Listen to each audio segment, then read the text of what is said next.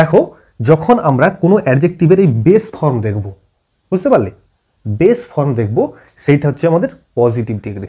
মনে থাকবে, positive degree. কি ডিগ্রি বলো? পজিটিভ ডিগ্রি, যখন বেস ফর্ম দেখবো অ্যাডজেক্টিভের। Got it? সেকেন্ড, যখন কারোর সঙ্গে কম্পেয়ার হচ্ছে, দেখো এইগুলোতে এই ইয়ার আছে, ইয়ার দিয়ে থাকবে, আর আরেকটা আছে, এটা মোর দিয়ে থাকতে পারে, মোর ইন্টেলিজেন্ট।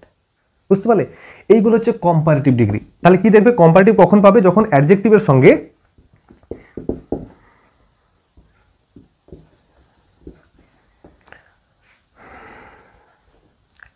সঙ্গে যখন ইয়ার যোগ থাকবে।